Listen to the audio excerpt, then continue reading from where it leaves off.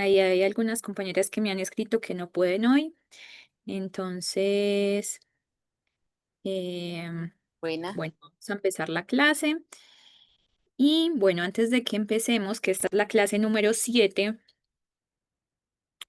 em, estaba revisando la prueba y hay un error, es, es del sistema, porque generó como una respuesta que no es la correcta en cuanto a qué es o de qué se trata la farmacodinamia, porque en realidad todas las descripciones que da son sinónimos, como es el efecto farmacológico del fármaco, o es lo que el fármaco le hace al cuerpo, o es la acción, digamos, entre receptor y el medicamento, y todo eso me habla de farmacodinamia. Entonces la respuesta era todas las anteriores. Por eso les subí a todos, ya como punto 5 a todos para que eso lo tengan en cuenta, que efectivamente la respuesta es todas las anteriores porque es la farmacodinamia, es lo que el fármaco le hace al cuerpo, es el efecto farmacológico, ¿cierto? Es la acción farmacológica, es esa efecto que se genera a partir de esa interacción entre el fármaco y el receptor. Entonces, eso. Em, bueno, nosotros veníamos hablando de los excipientes, sus funciones y empezamos a revisar algunos de ellos como los aglutinantes y los diluyentes. Y hoy vamos a continuar en esa misma dirección hablando de algunos excipientes. Vamos a hablar del disgregante, ¿cierto? Yo siempre les he dicho que el fármaco en el estómago, en el intestino, tiene que, digamos, abrirse, disgregarse, liberarse, ¿cierto? Porque de esa manera el principio activo va a quedar libre para poderse absorber. Entonces, este disgregante es el que nos va a facilitar esa ruptura del comprimido una vez que esté pues ingerido y que esté en contacto con estos jugos gástricos que va a ayudar a esa ruptura. Entonces, este excipiente permite que se libere ese principio activo, que se disuelva, que quede ahí, ¿cierto? En toda esa luz del estómago y del intestino libre para absorberse. Entonces, ejemplos de estos, tenemos el almidón de maíz y la cruz carmelosa. Tenemos el lubricante. También les he comentado en anteriores clases que se necesita el lubricante porque si no tenemos lubricante, entonces los excipientes, el principio activo, todos los componentes de un fármaco se van a pegar en la maquinaria, ¿cierto? Entonces necesitamos generar esta lubricación para que este proceso se dé fácilmente, para que todos estos productos, todos estos excipientes, principios activos puedan fluir a través de la maquinaria. Pero este producto, este lubricante va a quedar obviamente también parte en los comprimidos. Entonces eso también se tiene en cuenta, se considera. Y dentro de estos tenemos el talco, el estearato de magnesio, de calcio o el de sodio.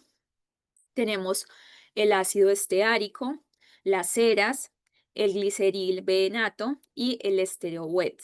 Entonces, estos son los principales lubricantes. Son productos de industria farmacéutica, ¿cierto? Son de grado farmacéutico. Tenemos los agentes de recubrimiento. Como su nombre lo dice, es lo que forma películas, ¿cierto? Es una sustancia que pueden formar parte de una o de varias capas de mezcla. Hay comprimidos que tienen varias capas o hay grajeas que tienen varias capas, hay otras que solamente tienen una. El recubrimiento, recordemos que puede ser funcional o solamente estético. Puede ser solamente estético en que queramos darle, por ejemplo, como esa suavidad al comprimido y que pueda irse más fácil a través de toda nuestra, digamos, esófago, que no se pegue, que no se desmorone, que no produzca ese sabor y esa textura que dejan las tabletas que no están recubiertas. Entonces, ese es más que todo la característica organoléptica, pero también hay otros recubrimientos que tienen funciones. Por ejemplo, los que vienen con recubrimiento entérico, eso es funcional, ¿cierto? La finalidad es que el fármaco, el principio activo, esté encerrado bien mientras pasan los ácidos del estómago y que llegue y se libere es en el intestino. Entonces va a proteger a ese medicamento del ácido del estómago o va a proteger las paredes del estómago del medicamento porque puede ser gastrolesivo. Y todo lo que son formas farmacéuticas son formas farmacéuticas de liberación modificada. Se construyen o se fabrican con estos agentes de recubrimiento, ¿cierto? Con diferentes excipientes que se emplean o se arman de determinada manera con tecnología farmacéutica para que se pueda dar esta liberación modificada. Entonces pueden ser resinas naturales, sintéticas, gomas, gelatinas, sustancias de carga, inactivas e insolubles. Pueden ser azúcares, pueden ser plastificantes, polioles, pueden ser ceras y también pueden ser colorantes. Estas se añaden para mejorar características organolépticas del medicamento, no deben ser tóxicos ni tener actividad farmacéutica, como todos los excipientes, ¿cierto? Eso es una característica fundamental de los excipientes, que no pueden tener actividad farmacéutica. El único que tiene actividad farmacéutica dentro del medicamento es el principio activo. Ibuprofeno, ketoprofeno, naproxeno, paracetamol. Entonces, estos deben ser aprobados para uso farmacéutico, que es lo que siempre les he venido diciendo. Se caracterizan porque tienen como una validación de grado farmacéutico, ¿cierto? Ni siquiera podemos utilizar en comprimidos, en medicamentos, los que son de grado alimentario. Los excipientes, los componentes que se utilizan en alimentos, no los podemos utilizar en medicamentos, a no ser de que se le hagan todas las pruebas, pasen todos los test para validar su grado farmacéutico. La industria farmacéutica, por obvias razones, es mucho más exigente en esto. Y por eso los principios activos también pasan por muchas pruebas, muchos test de diferente medida y son grado farmacéutico, aunque obviamente uno una en la faxina no la va a utilizar en el área de alimentos. Pero sí, los productos de industria farmacéutica tienen un estándar muy alto. Dentro de los colorantes y edulcorantes encontramos el óxido de hierro amarillo, la riboflavina, que realmente la riboflavina es la vitamina B2, el betacaroteno, la tartrazina, el óxido de cromo verde, el aspartame, la sacarina sódica, el ciclamato sódico. Y dentro de los conservantes, pues son estas sustancias que se añaden a los medicamentos para prevenir el crecimiento microbiano que pueda generarse durante o después del proceso de fabricación. Entonces son esos componentes que lo que hacen es que inhiben el crecimiento de bacterias, de hongos, el crecimiento de virus. Una vez nosotros abrimos, destapamos el medicamento, este conservante se empieza digamos, a disminuir su concentración. Por eso es que en las gotas oftálmicas duran un mes, porque el conservante se conserva, bueno, se conservan, valga la redundancia, mientras estas gotas oftalmológicas se encuentran cerradas, ¿cierto? Ahí están todos los productos del medicamento conservados, obviamente están en su envase primario, conservando todas sus características sin tener contacto con oxígeno, con aire, con luz.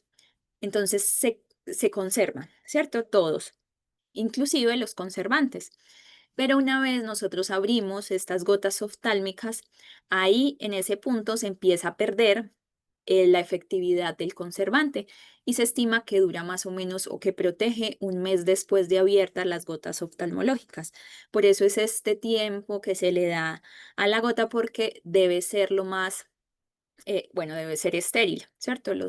Eh, las gotas oftalmológicas por la región en donde la vamos a aplicar. Entonces ahí se empieza a perder como toda esa em, pureza, bueno, como de que esté lo más limpia posible, ¿ya? Crecen muy fácil microorganismos en soluciones, ya en soluciones, suspensiones, y por eso es que la vida media, no, el tiempo de vida útil de lo que son comprimidos, sólidos, es mucho más extensa de lo que son soluciones, de lo que son suspensiones, gotas, etcétera. Dentro de los ejemplos que tenemos para conservantes están los famosos y discutidos parabenos, el metil, propil, etil, butil, parabeno, dependiendo de dónde se coloque este radical es que toma su nombre. Bueno, que este ha sido, digamos, relacionado con aumento en el riesgo de cáncer y que muchos productos, medicamentos, entre ellos también otros productos cosméticos del área de alimentos, especifican muchas veces que son libres de parabenos. Por ejemplo, desodorantes. También dentro de los conservantes está el ácido benzoico, está el cloruro de benzalconio, el formaldehído, el fenoxietanol. Está el vehículo, que el vehículo es el que nos da volumen, es el que nos da forma, es el que nos ayuda a llevar, ¿cierto? Nos ayuda a llevar ese medicamento. Entonces es la sustancia que por lo general es líquida, empleada como un medio para suspender o para disolver el ingrediente activo. Entonces, los más comunes es el agua, la solución salina, el polietilenglicol, los aceites vegetales, el dimetilsulfóxido y solventes orgánicos. Entonces, para hacernos una idea, es por ejemplo, cuando nosotros nos inyectamos diclofenaco, el diclofenaco viene en un vehículo, sea solución salina generalmente, agua para inyectables. Entonces, ese vial, como vemos acá en la imagen, pues es el medicamento, pero está disuelto en ese vehículo, ya que generalmente, como les digo, es solución salina o agua para inyectables. Están los viscosantes. Los viscosantes son sustancias que nos ayudan a aumentar la estabilidad del producto o facilitan la preparación de fórmulas de liberación controlada. Entonces, estos bicosantes son muy utilizados para generar todos estos mecanismos de liberación programada, controlada, modificada, lo que son liberación prolongada, liberación retardada, liberación pulsátil, etcétera, etcétera. Para ello, entonces se usan derivados de la celulosa, se utiliza también la gelatina, gelatina hidrolizada, la polivinilpirrolidona y el monoestierato de aluminio. Ya. Bueno, tipos de excipientes existen muchos y van a depender de la forma farmacéutica con la que estemos enfrentados, ¿cierto? Es muy diferente una excipiente de un comprimido, por ejemplo, es muy diferente un excipiente de una suspensión, de un jarabe, a lo que son los excipientes de un supositorio, por ejemplo, o de un óvulo. Claramente ustedes solamente viendo la forma, viendo el estado de la materia en el que se encuentra, los inhaladores, ya entonces obviamente los excipientes son muchos, ¿cierto? Estos son los principales, pero existen otros, ya, pero estos son la base. Generalmente hay vehículo, están los viscosantes, están la desagregantes, están los edulcorantes, y ahora vamos a ver lo que son los tipos de envase, ¿cierto? Porque esto también tiene su clasificación en la industria farmacéutica. Entonces tenemos tres tipos de envase. Tenemos envase primario, secundario y envase terciario. El envase primario es el que está en contacto directo con el medicamento. Entonces, una de las principales características que tiene que cumplir este envase primario es que no puede interactuar con el medicamento, ¿cierto? Tiene que ser inerte, así como los excipientes porque el principio activo, mientras que está al interior de, de su empaque, no puede tener interacciones porque la interacción me genera que se produzcan otros componentes, ¿cierto? Y estoy perdiendo lo que es el principio activo como tal. Entonces siempre es el que está en contacto directo. Ya eso me ayuda a visualizar cuál es. O sea, es el que está ahí pegado al medicamento. Entonces, en el caso, por ejemplo, de este jarabe, que es el Flemes Yad, es este de vidrio. Ese es el envase primario porque está en contacto con ese jarabe. En estos comprimidos, tabletas que vemos acá a la derecha, sería, chicos, espérenme un segundo, por favor. Ya, profe, está bien.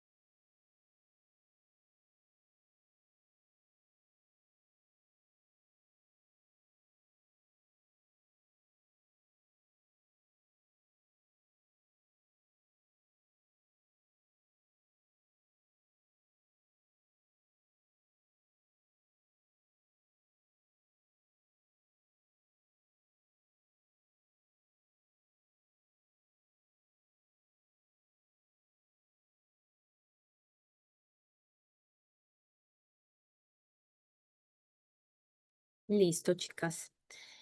Em,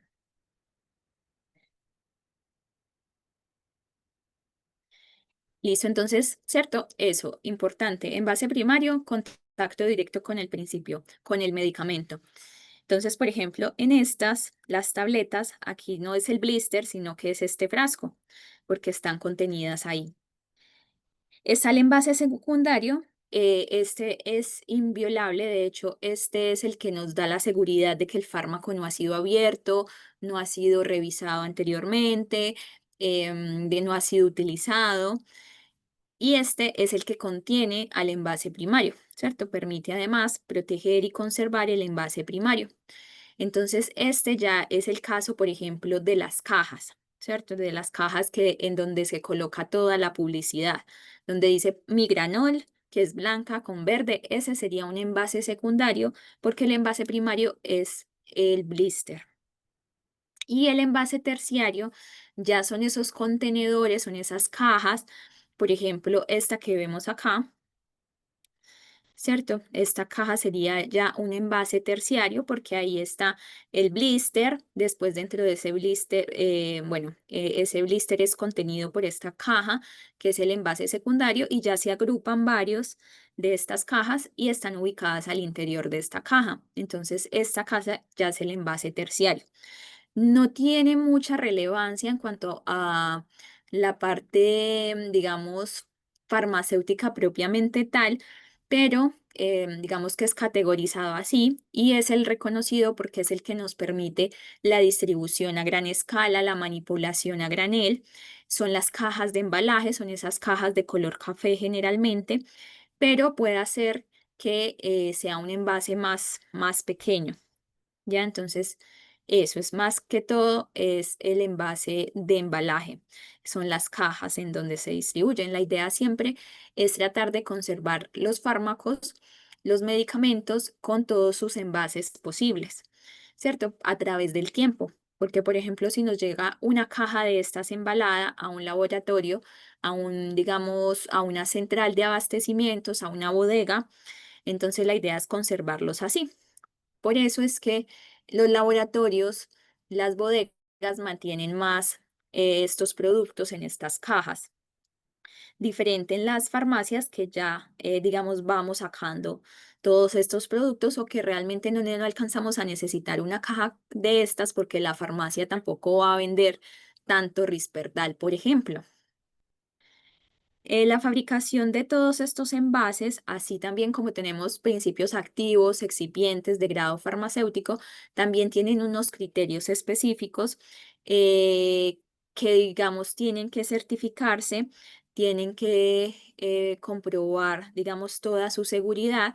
De hecho, todo lo que son las pruebas de, de estabilidad en una industria se hacen con el envase primario, ¿cierto? Porque van y revisan cuánto va a durar ese fármaco en las condiciones de envase primario, envasado, ¿ya? Entonces, siempre hay que asegurar, garantizar que esos envases tengan la integridad que conserven las características de los medicamentos hasta que llegue al destinatario, que es el paciente, el usuario, el cliente. Entonces, para garantizar su seguridad, la calidad y la trazabilidad, los envases deben cumplir con los siguientes objetivos específicos. Primero, preservar las propiedades del medicamento. Entonces, siempre debe proteger en lo posible al medicamento de factores externos como la luz, la temperatura, especialmente en el caso de fármacos termolábiles o aquellos que son sensibles a la luz, y así garantizar su estabilidad. Obviamente para esos fármacos que son más sensibles, ya sea a luz, ya sea a temperatura, obviamente esos envases primarios, secundarios sobre todo, tienen que tener las características diferenciadas del resto para poder protegerlos más, ¿cierto? Para poder proteger de la luz. Entonces son de color ámbar, son de color oscuro, o lo manejamos en estos blisters que son de aluminio en vez de utilizarlos de plástico en donde vemos el comprimido, sino que los fabricamos o los envasamos en estos envases primarios que son estos blisters de aluminio para que no les entre la luz. Y el otro objetivo es proteger al paciente, ¿cierto? El envase se diseña con dispositivos de prueba de manipulación que indican si ha sido abierto previamente. Entonces, en estas cajas generalmente les colocan como unas gotitas de silicona que uno sabe si el fármaco ha sido abierto, ¿cierto? Es como el sello de inviolabilidad o de seguridad. Y también están estos sellos de seguridad que dificultan el acceso a los niños, ¿cierto? Que son estos sellos de seguridad infantil para evitar la apertura y las intoxicaciones accidentales en niños y también, obviamente, en mascotas. De los envases farmacéuticos, entonces, los blisters han cobrado, digamos, un papel bastante importante en los últimos años, décadas, porque antes los fármacos, si ustedes ven las boticarias más antiguas, utilizábamos como envases los frascos, ¿cierto? Eran frascos y de vidrio. Ahora ya tenemos opciones más económicas y por eso es que casi todo viene en blisters porque resulta más económica para el laboratorio. Entonces el blister es un envase primario de la mayoría de comprimidos, de tabletas, de cápsulas, tanto cápsulas duras, que son estas que se abren de lado y lado, o las cápsulas blandas, que son esas que tienen como, que son cápsulas de gelatina. Estas protegen de la fricción, porque antes, como les digo, los fármacos venían en frascos, entonces todos tenían que ser, que generársele una película, porque entonces la fricción entre ellos generaba desgaste, rupturas. Entonces, con esto ya no es necesario, bueno, es necesariamente hacer estos recubrimientos. Entonces, ayuda a separar, ¿cierto? A dejar la dosis individualizada, porque cada dosis ocupa su laminita de plástico que después es termoendurecida y por la parte de abajo es respaldada por una lámina de aluminio. Entonces, estas, por ejemplo, estas láminas de aluminio, que son las de atrás, miren que estos tenemos una lámina de aluminio y una lámina de plástico. Y esta tiene doble lámina de aluminio.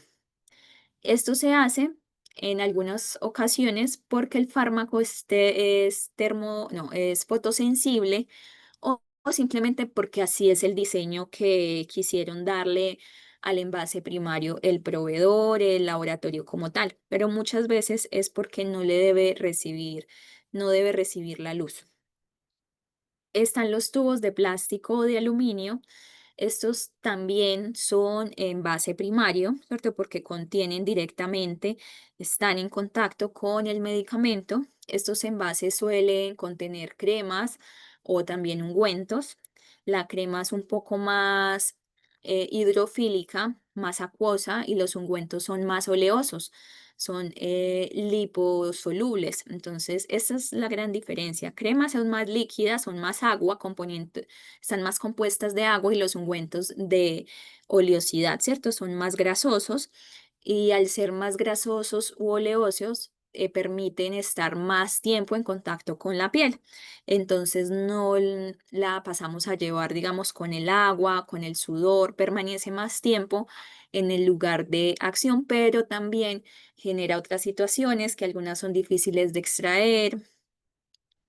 Entonces, estos tubos de plástico o de aluminio permiten fácilmente la manipulación, ¿cierto? Nosotros vamos como oprimiéndola para sacar todo el contenido. Ayuda a contener las formas farmacéuticas más espesas porque obviamente es imposible em, almacenar un medicamento semisólido, por ejemplo, en un blister, o sea, no tiene razón de ser. Entonces, obviamente, había que buscar un envase para estas formas farmacéuticas, para esas consistencias más espesas. Ayudan también con la dosificación y mantienen y el mantenimiento de cantidad remanente, ¿cierto? La idea es que tampoco tengamos abierta una betametasona que abrimos el año pasado. Les he dicho que lo que es semisólido, lo que es líquido, pues se contamina más fácil, su tiempo de vida es menor y tenemos ese concepto erróneo de decir, no, es que todavía está dentro de la fecha de vencimiento, pero es importante nuevamente aclarar que la fecha de vencimiento es mientras ese medicamento esté cerrado, ¿cierto? Mientras esté sellado. Una vez yo lo empiezo a utilizar, esa fecha de vencimiento ya no existe. ¿Cierto? Las cremas generalmente duran 6 meses después de abierta, puede ser menos, dependiendo del componente activo de los excipientes. Entonces, eso hay que revisarlo siempre. Generalmente está en el inserto o se puede consultar en la farmacia donde lo compremos para darle una revisada. Generalmente son 6 meses, otras son un mes, otras son 3 meses. En cosmética generalmente son 6 meses o 12 meses. Y están los de vidrio, son inertes, son elegantes, ofrecen estabilidad a la temperatura y se puede fabricar para permitir proteger los medicamentos de la luz. Entonces, muchos fármacos que son fotosensibles vienen en estos frascos de color ámbar para protegerlos. Sin embargo, el vidrio también es quebradizo, es muy costoso, es pesado, genera grandes pérdidas en distribución y transporte, por lo que no es muy amigable para los distribuidores, para los transportistas, para la industria farmacéutica como tal, porque es costoso. Entonces se distribuyen este material de manera menos frecuente. Antes eran casi todos los fármacos em, que se envasaban en este tipo de envases farmacéuticos, pero se han reemplazado por plástico, ¿cierto? Porque es más económico sobre todo y es más fácil de manipular, es más fácil de transportar, de distribuir, etcétera. Tenemos las ampollas ya son un tipo especial de vial de vidrio en el que se envasan principalmente las dosis unitarias de inyectables. Se utilizan especialmente para fármacos que deben conservar su carácter estéril o que son sensibles al aire. Entonces, el vidrio también se puede modificar para filtrar esa luz ultravioleta que es dañina. También vemos ampollas que son de color ámbar, ampollas que son de color transparente. Chicos, espérenme un segundo.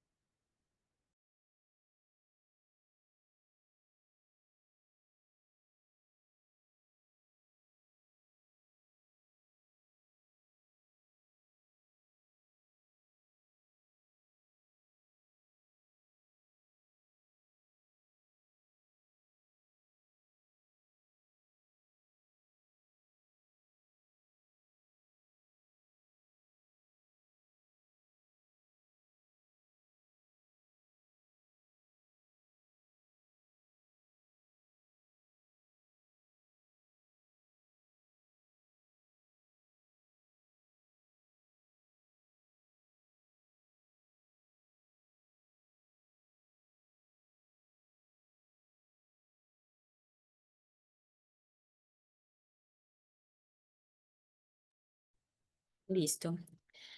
Ahí disculpas que es que estoy en la farmacia y los auxiliares a veces tienen dudas, entonces más vale eso que no vayan a cometer algún error.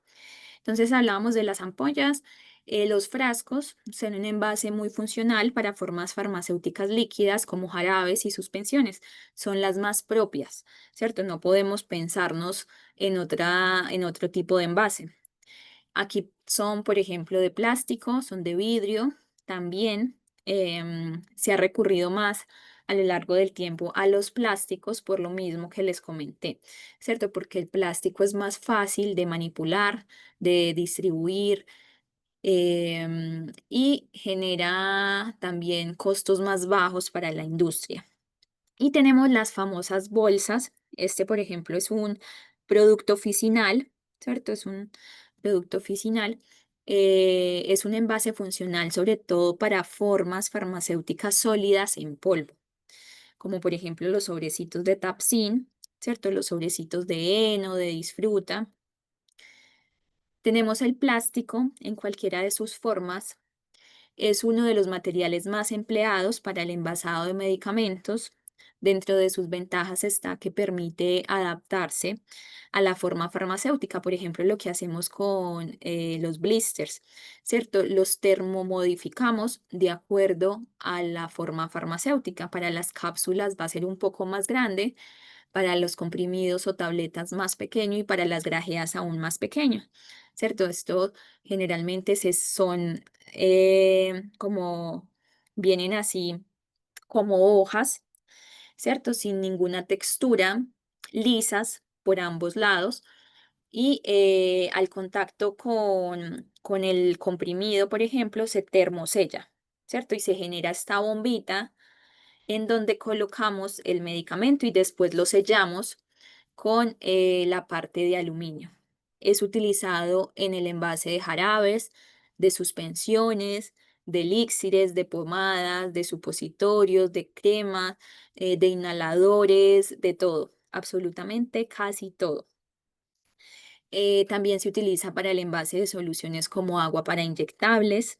No sé si han visto, por ejemplo, esas lidocaínas o esos diclofenacos que ya no vienen en esas ampollas de vidrio necesariamente, sino que utilizan estos envases de plástico. Entonces acá tenemos el blister, ¿cierto? Envase primario, contacto directo con el medicamento. Tenemos qué información en el blister, lote y vencimiento, ¿cierto? Por normatividad deben estar en todas partes, ¿cierto? También tienen que estar en el envase secundario y si tenemos un envase terciario de distribución de embalaje, también tiene que ir esta información ahí. El envase secundario, entonces tenemos esta caja, por ejemplo, de Tapsin. Acá tenemos que tener también esta información de lote y vencimiento. Seguramente está en el lado lateral o en la otra cara principal, pero acá ya tenemos más información, ¿cierto? Es la cara que vende, la cara del marketing, la cara en donde las industrias invierten más dinero. Aquí tenemos ese nombre de marca, ¿cierto? Que es grande, obviamente, porque están patentando em, su nombre de marca, en este caso Tapsin. Están los principios activos, ¿cierto? Aquí más pequeños, las concentraciones, está la cantidad y el laboratorio, ¿cierto? Y en los reversos, pues está la otra información como excipientes, los códigos de barra, el laboratorio y toda la demás información. Este, por ejemplo, es el Tapsin de Laboratorios Maber. No sé si ustedes saben que Laboratorios Maber es bueno, era una industria de un personaje y él quiso colocarle Laboratorios Maber como un acrónimo, como expresándole algo a su esposa. No sé si por ahí han sabido de eso, que por ejemplo Maver significa mi amor verdadero es rosa. Entonces, el Tapsin también tiene un acrónimo de otro de los socios de Maver y así, o sea, como una razón muy personal que da origen a estos nombres. Y vamos a pasar a otro tema, al tema de la fabricación de medicamentos, de la logística farmacéutica. Entonces tenemos que, bueno, la industria farmacéutica es una de las industrias más importantes de todo el mundo. Se estima que es la tercera que más dinero mueve a nivel mundial, ¿cierto? Son harto poderosos. Hay harto dinero que se mueve en esta industria. Está compuesta por una amplia gama de organizaciones, tanto públicas como privadas, dedicadas a diferentes, digamos, partes de la cadena del fármaco. Entre ellas, una muy importante es la de I+D, que es investigación y desarrollo. Siempre que veamos como este I+D, está asociado a eso, ¿cierto? A la investigación y al desarrollo que se tiene que hacer para sacar un producto al mercado. Entonces pasa también por la fabricación, por la comercialización de medicamentos destinados tanto a la salud humana como a la salud animal, que esta parte de los medicamentos de animales también viene aumentando porque obviamente ya no tenemos hijos, sino perrijos, gatijos. Entonces, obviamente, todo el comercio que se desarrolla alrededor de las mascotas crece también, ¿cierto? Y la parte de medicamentos, pues no se queda atrás. En el centro de esta industria, como les digo, una parte muy importante es esa parte de investigación y desarrollo de fármacos que están diseñados para prevenir, para tratar, para aliviar diversas enfermedades y trastornos. Los principios activos utilizados en estos medicamentos exhiben una amplia variedad de propiedades farmacológicas, pero también características toxicológicas, ¿cierto? Todo lo que es susceptible de generarnos un efecto farmacológico, ¿cierto? Por su acción respecto a una diana, sea un receptor, o sea una enzima, o sea un sustrato, o sea un canal iónico. Así como genera este efecto, también puede generar un efecto tóxico al unirse con otro receptor, al recibir una dosis diferente y intervienen un montón de factores más. Los avances científicos y tecnológicos actuales están acelerando el descubrimiento, el desarrollo de nuevos productos farmacéuticos con una mayor eficacia terapéutica y menos efectos secundarios. ¿Cierto? Obviamente, como todo el mundo evoluciona, la tecnología, la innovación, esta innovación y esta tecnología también se lleva hacia la formulación de medicamentos nuevos, ¿cierto? Antes la experimentación era netamente en animales. Ahora, ya para llegar a un animal, por ejemplo, antes de eso tenemos que pasar em, por diferentes ensayos preclínicos, entre los que se encuentran, por ejemplo, la parte computacional, ¿cierto? El uso de lo que es los ensayos in silico, ¿cierto? Que son ensayos en computadora. Y esta computadora nos va a filtrar un montón de opciones y nos va a dejar las que son más promisorias. Entonces, todo esto ha impulsado a los científicos de diversas disciplinas, como la biología molecular, la química y farmacia, a mejorar continuamente la actividad y especificidad de los fármacos. Antes, los fármacos prácticamente eran el resultado del ensayo y error.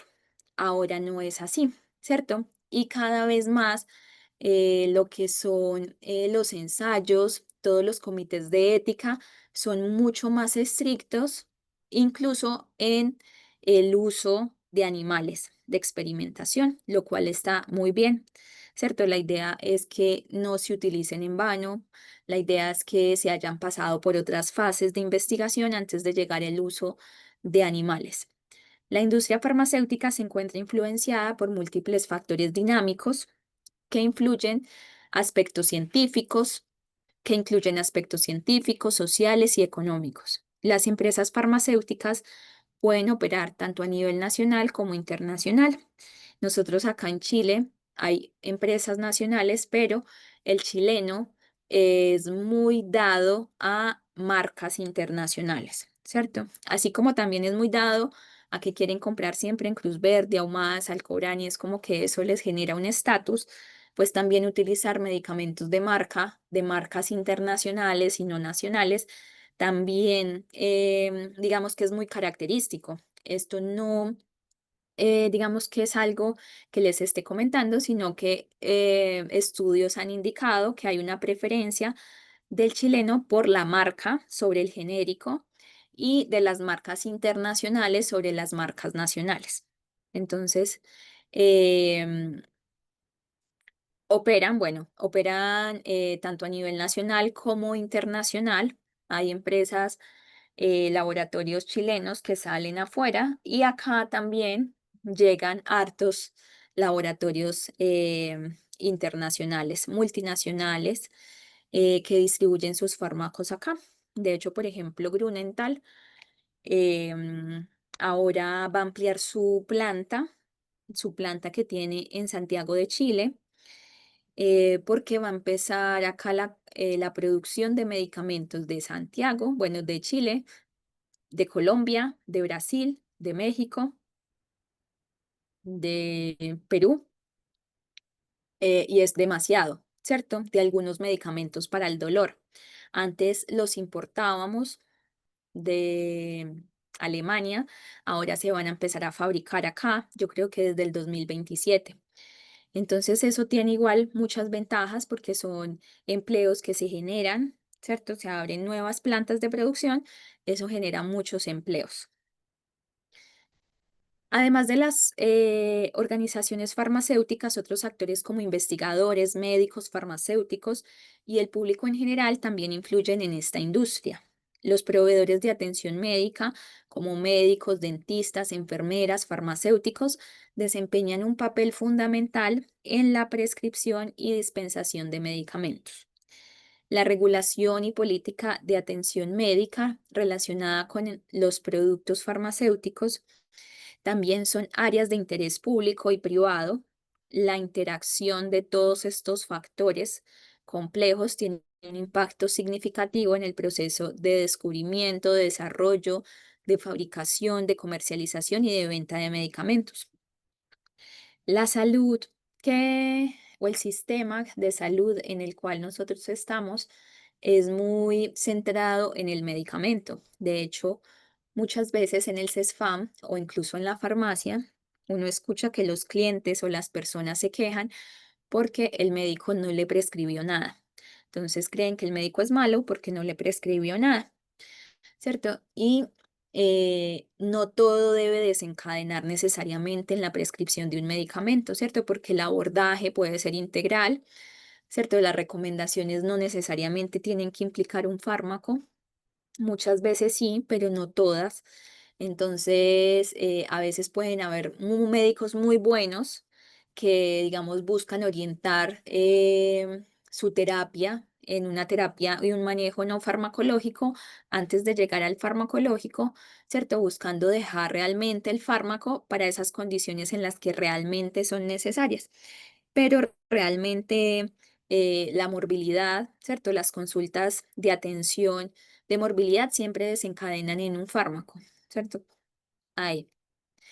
La industria farmacéutica se beneficia de avances científicos y experiencias clínicas y toxicológicas para continuar progresando.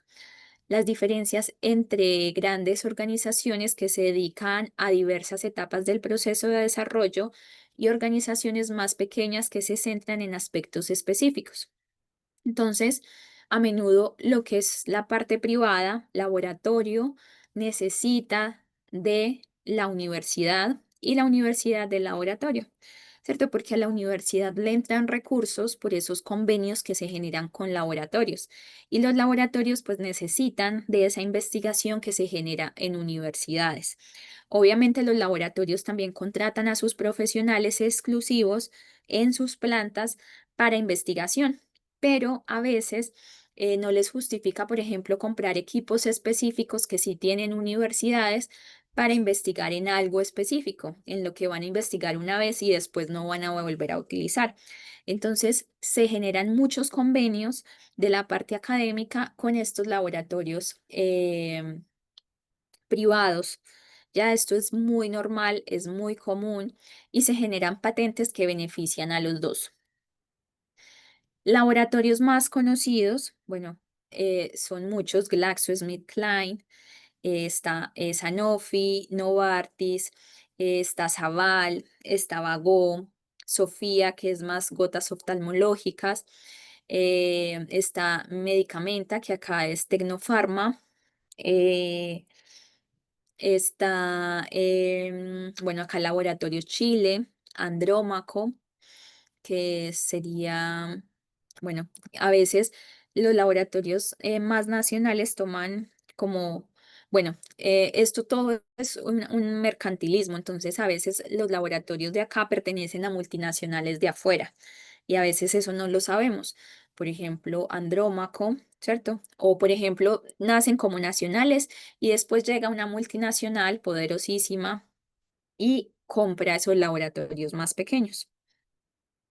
En muchos países existen sistemas de protección para fármacos y procesos de fabricación en el marco de la propiedad intelectual, ¿cierto? La propiedad intelectual es un concepto que viene y va, o sea, siempre está, se mueve harto, siempre escuchamos de propiedad intelectual en diferentes campos y esta es muy importante en este campo de la industria farmacéutica, porque asegurar, garantizar ese desarrollo, protegerlo, es supremamente importante porque el- las competencias entre industrias farmacéuticas no son las más leales históricamente, por decirlo así. Entonces, protegen muy bien lo que están desarrollando. Entonces, por eso generan cláusulas en los contratos de sus investigadores por miles de millones de pesos. Entonces, obviamente, estas personas no pueden decir absolutamente nada, ni siquiera a sus parejas, con las personas que conviven, ¿cierto? Porque si el laboratorio X sabe que yo como laboratorio Pfizer, por ejemplo, estoy investigando sobre una nueva molécula para el manejo de anticoagulación o para una enfermedad X huérfana o para el cáncer, obviamente entonces van a estar ahí pendientes y pueden empezar también o robar ideas, ¿ya? Entonces esto es, digamos, un tema bastante sensible en la industria farmacéutica. Entonces, en casos en los que la protección legal es limitada o inexistente, surgen compañías especializadas en la fabricación y comercialización de medicamentos genéricos. La inversión de capital en la industria farmacéutica es significativa debido a los costos asociados en la investigación y el desarrollo. Esta parte es la más costosa. Investigar medicamentos es muy difícil, sacar un fármaco al mercado es muy difícil, por lo que yo les vengo siempre contando. Hay que buscar un montón de factores para yo poder llevar ese fármaco a ser efectivo. Hay Muchas veces se encuentran un principio activo muy exitoso, pero no se logra darle una forma farmacéutica porque es muy inestable, por ejemplo, o porque la extracción es muy compleja, o porque está en el océano y en esa región hay muy poca cantidad y no se ha hallado más. Está, pero se va a acabar y entonces esa corte de fármacos va a ser muy reducida y tal vez esté en otras partes del océano, pero ¿dónde? Buscar en el océano. Entonces, esos son algunas muy pocas factores para la investigación, pero son muchos detalles, ¿cierto? Que el fármaco esté de una manera en el tracto, en el estómago y en el intestino cambie el pH y se genere ionización o esté no ionizado, o de qué manera se absorbe, de qué manera no se absorbe. Entonces, todo eso es complejo.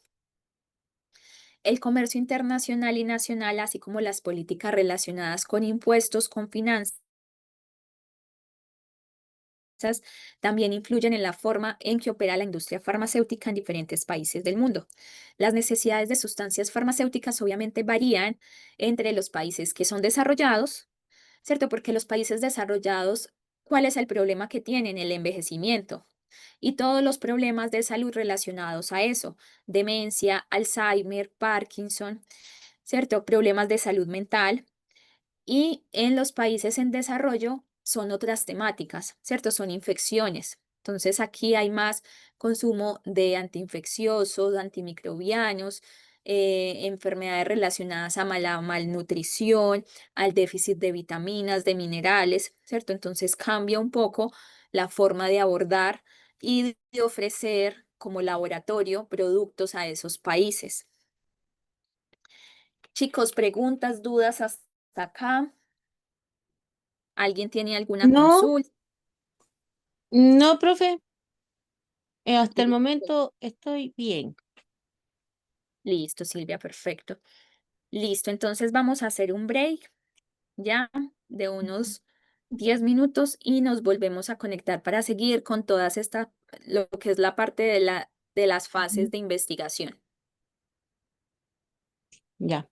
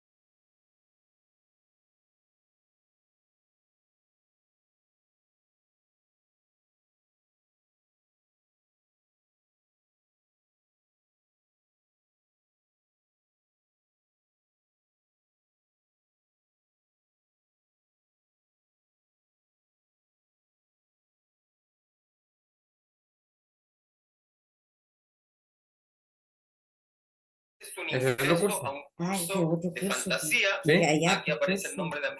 Ah, usted tiene que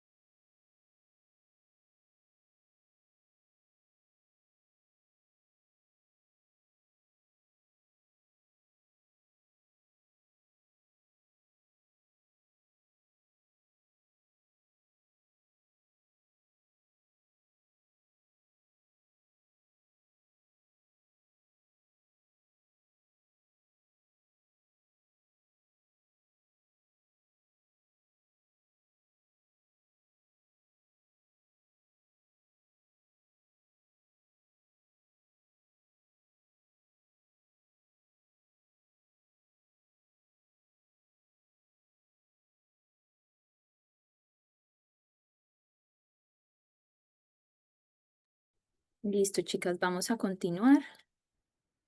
Y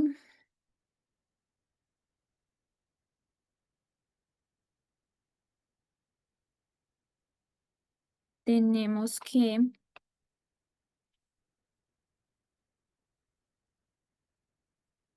ay,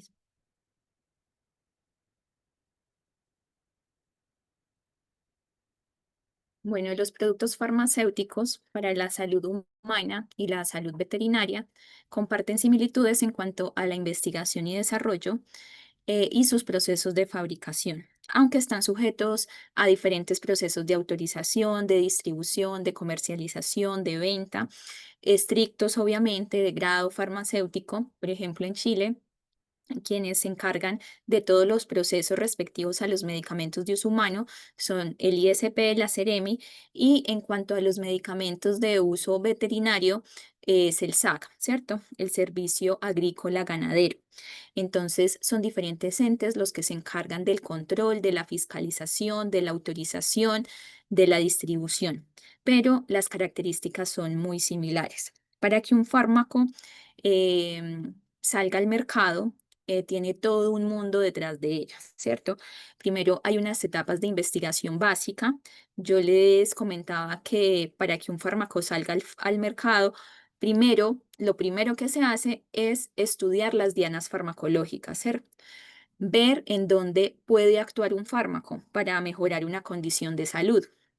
Ya, entonces, para mejorar una condición de salud, em, tenemos que establecer cuál es el sistema, cuál es el órgano que se está afectando y en qué parte de ese órgano, en qué parte de esas células podemos actuar para generar un cambio a nuestro favor, ¿cierto? Como por ejemplo, que se disminuya la fiebre, que se disminuyan las crisis de esquizofrenia, ¿cierto? Entonces siempre hay que empezar por estudiar el cuerpo, ¿cierto? Nuestro cuerpo, estudiar en dónde quiero actuar.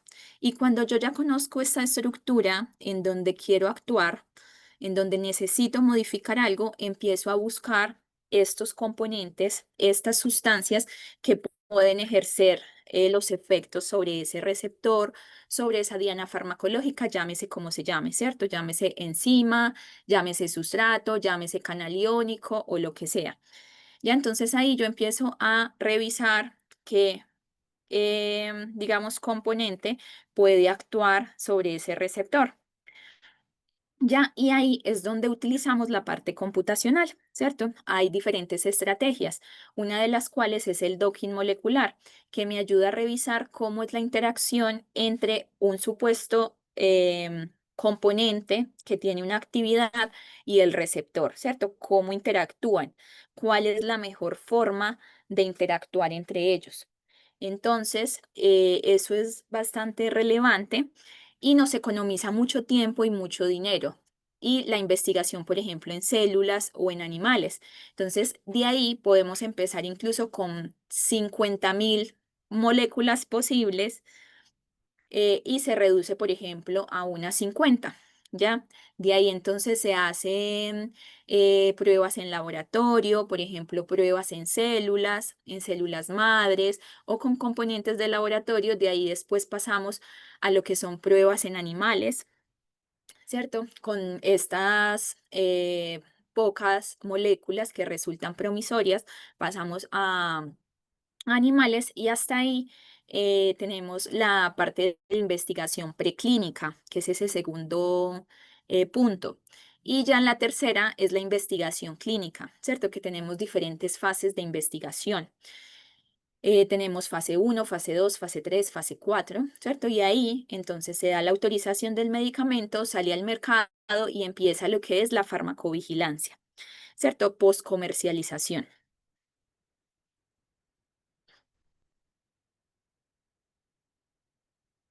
Vamos a ver un video de lo que son las etapas de investigación para que nos hagamos una idea de cómo es esto, de cómo funciona, de qué es lo que se hace, qué hay detrás, porque no lo saben, yo creo, la mayoría de personas. cierto, vemos el medicamento ya listo, pero no sabemos qué pasó antes de que llegara a ese punto, qué se tuvo que hacer para llegar hasta ahí.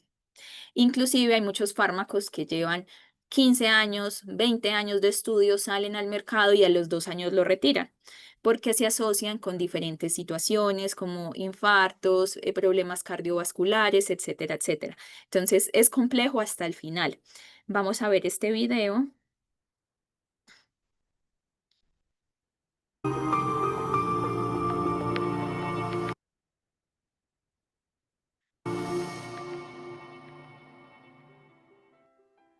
Bienvenidos a una nueva entrega de vídeos de ELA España, en el que conoceremos el proceso de investigación, desarrollo y aprobación de un nuevo fármaco o terapia. Cuando se trata de la investigación de un fármaco, el proceso de desarrollo es largo y costoso, ya que tiene que demostrar a lo largo de sus distintas fases que el nuevo medicamento reúne los requisitos de eficacia, seguridad y calidad, exigidos para su comercialización y administración en personas. Chicas, si escuchan, Se escucha bajito, profe. ¿Se escucha abajo? Sí. ya ahí está el 100. Ya, entonces se los voy a continuar, pero si de pronto no lo escuchan, me avisan, igual se los voy a pasar por link, porque si está muy bajito. Entonces, ustedes avísenme, ¿ya? Eh, Ya. si lo suspendo y se los envío y ustedes ya lo revisan así con calma, porque el volumen es bajo. El volumen es igual si ustedes lo van a ver en su casa, también es bajo, pero ya pueden como manipular más la parte de que esté en un lugar silencioso.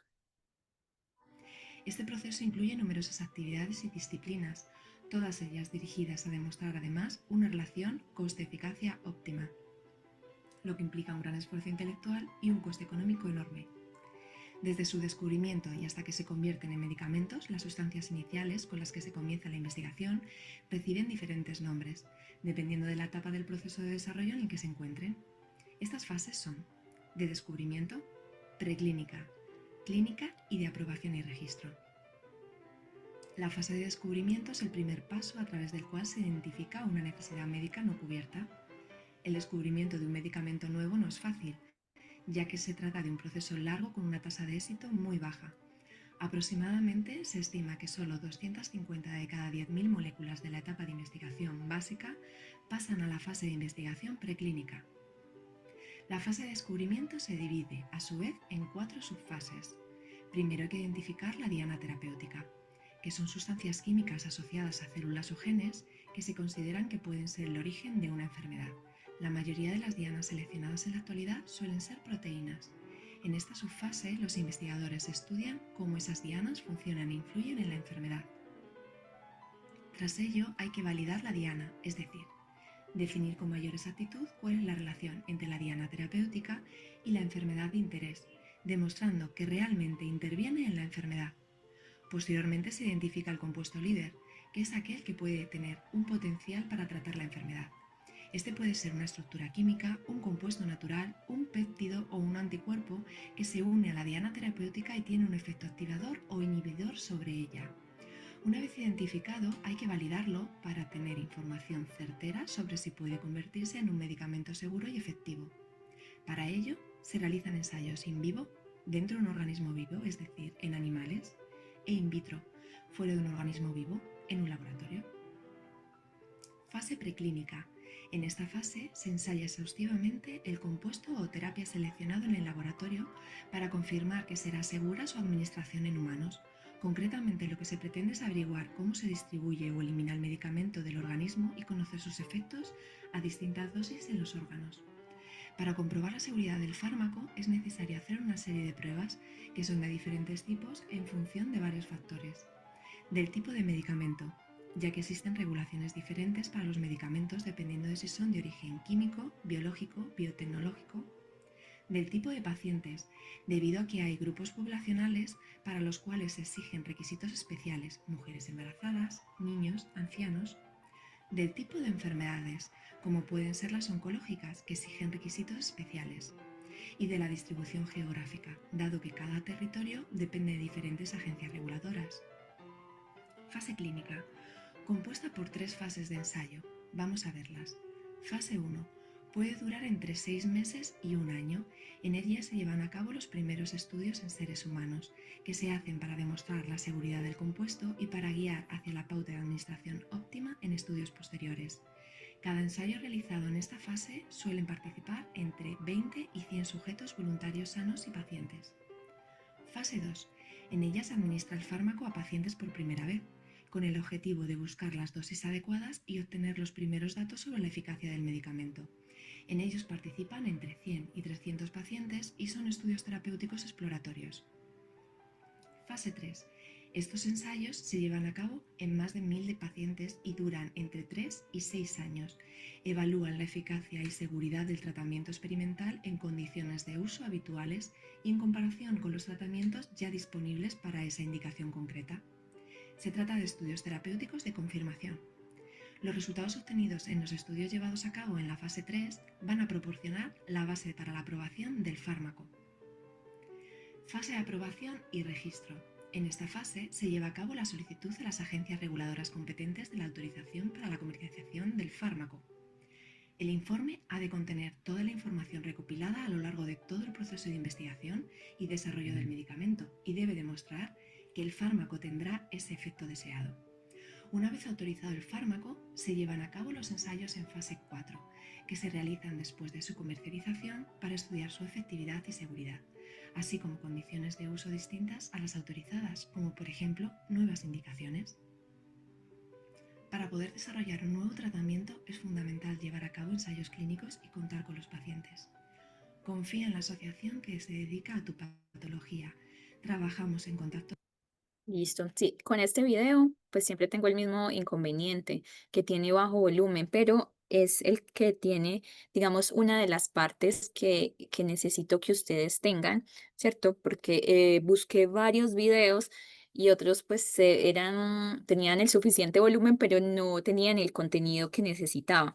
Entonces, igualmente se los voy a pasar ya al, les voy a pasar estos dos videos. Ah, bueno, este es el otro. Ese sí está.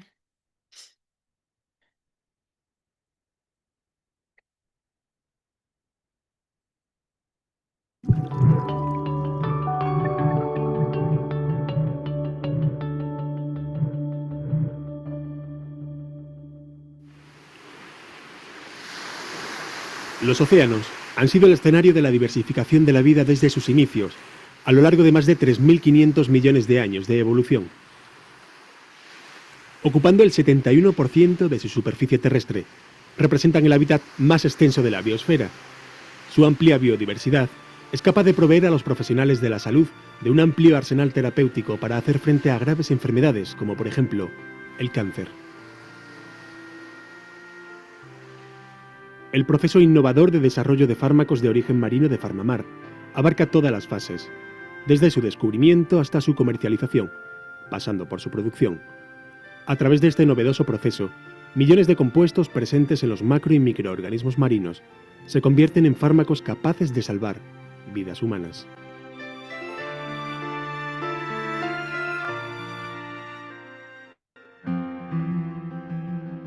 La investigación arranca con las expediciones marinas, realizadas alrededor de todo el mundo.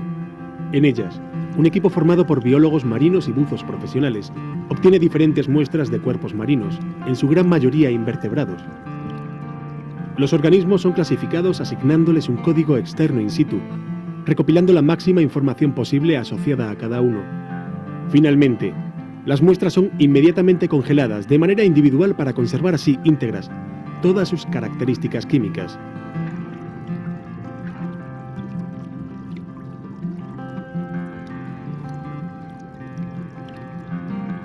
El sistema de obtención de muestras de Farmamar, totalmente manual y selectivo, y con total ausencia de sistemas mecánicos de muestreos, es muy respetuoso con el medio ambiente, minimizando al máximo el impacto que pudiera causarse sobre el entorno marino. Farmamar está en consonancia con el artículo 1 de la Convención de Río sobre Biodiversidad, en donde se refleja el uso sostenible de los recursos naturales, como equilibrio entre los ecosistemas, la sociedad y la economía mundial.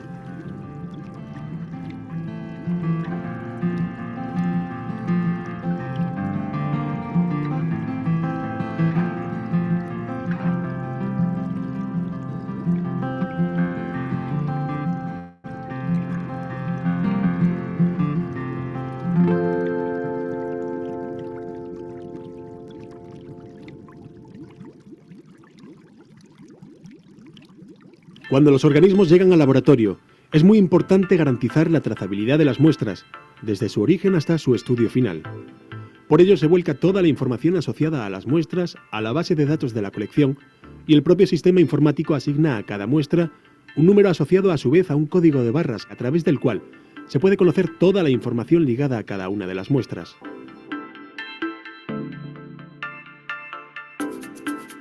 Tan solo 2 gramos de cada organismo son suficientes para investigar y descubrir si estas muestras marinas tienen o no propiedades antitumorales.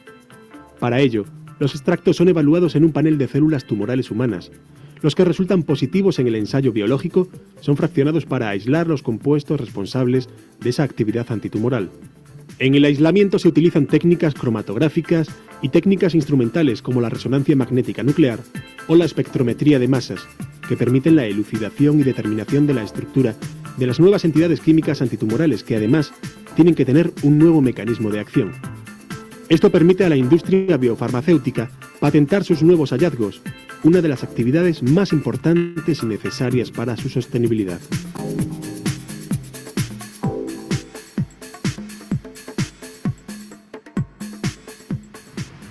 Con el objetivo de evitar la necesidad de recurrir a la fuente natural, contribuyendo así a mantener el ecosistema marino y asegurar el suministro de estas nuevas moléculas, el siguiente paso es la síntesis química de las mismas.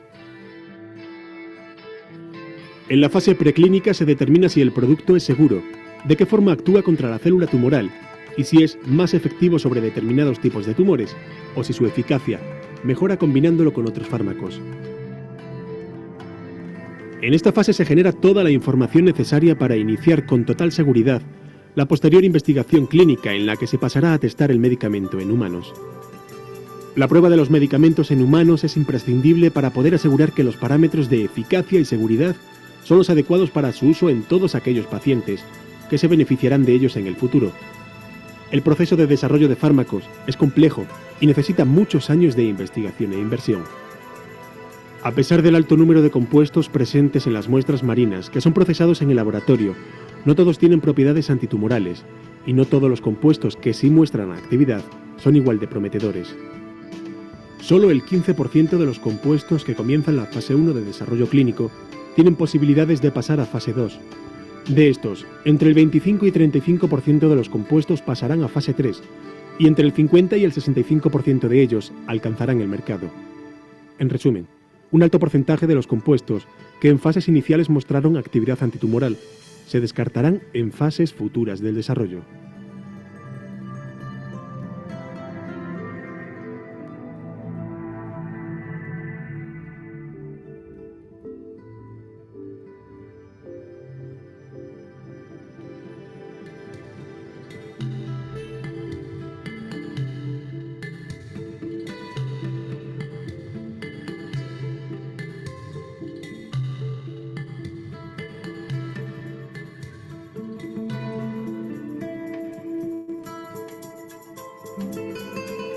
El descubrimiento de moléculas con propiedades medicinales innovadoras, llevado a cabo gracias a la biotecnología, no solo contribuye al desarrollo de nuevos tratamientos farmacológicos que salvan vidas humanas, a través tan solo de unos pocos gramos de muestra de origen marino en el caso de Farmamar, sino que también contribuye al mayor y mejor conocimiento de los ecosistemas marinos locales y a su conservación.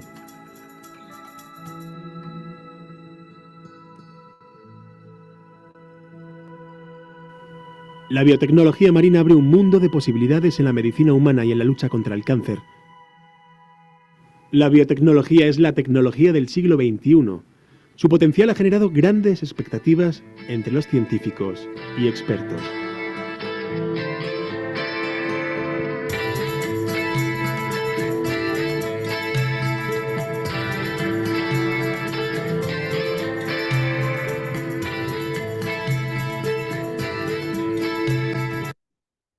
Listo, chicas. Les voy a dejar el link por acá para que lo chat. Este es el link de este último y este otro, el primero que es el que tenía más bajo volumen. Ahí se los voy a dejar.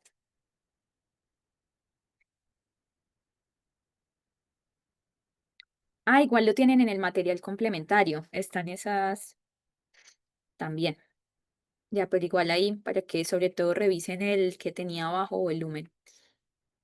Y bueno, continuemos entonces. ¿Por qué el océano se ha convertido en una fuente de descubrimiento tan importante?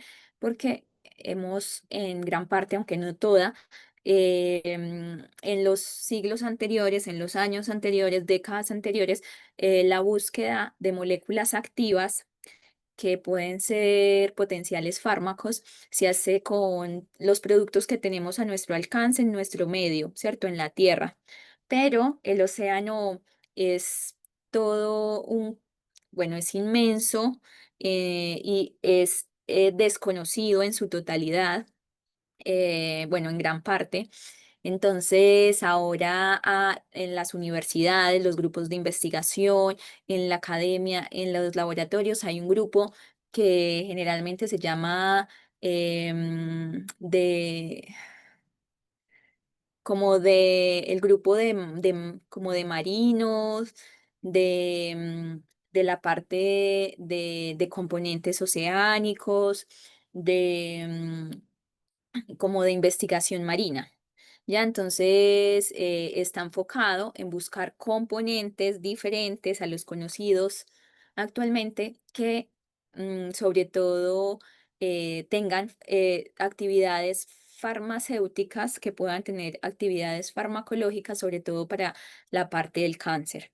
¿Cierto? Entonces hay harto desarrollo en esta parte. Los océanos se vienen estudiando harto en las últimas décadas, no solamente para la industria farmacéutica, sino para muchas otras industrias, pero cobra mucha relevancia.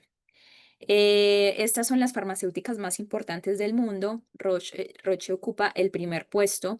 El segundo es Bayer, después Pfizer, Abbott, Merck, Sanofi, Novartis, Celgene, GlaxoSmithKline, ¿cierto? Y todas estas, mire que la mayoría son de Estados Unidos, Suiza y Alemania una.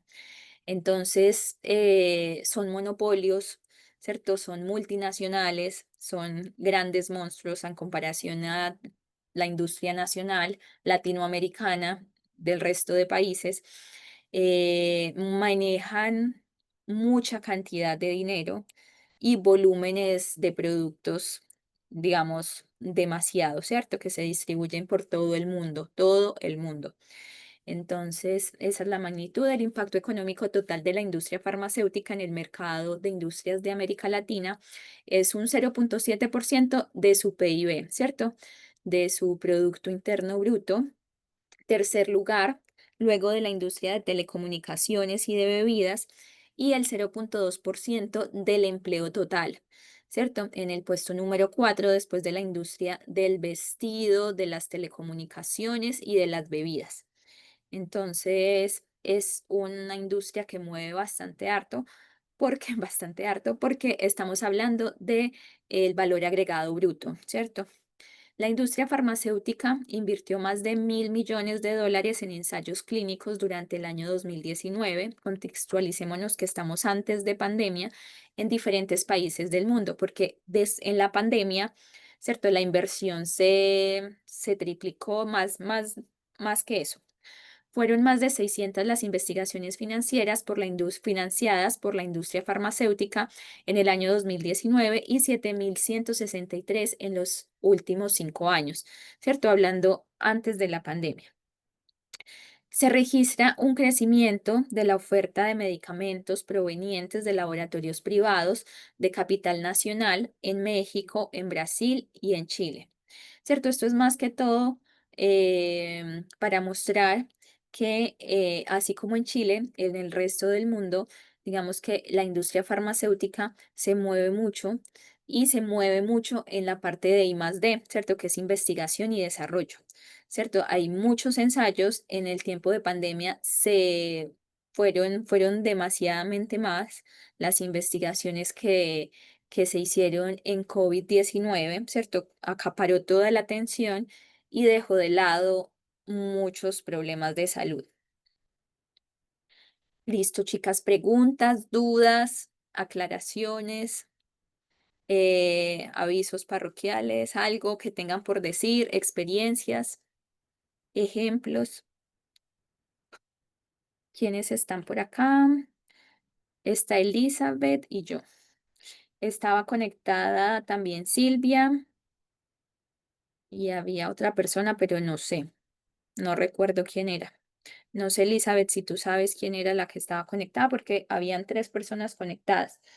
Nicole y No Daniela me di escribieron. cuenta, o sea, profe, jefa, le iba a decir.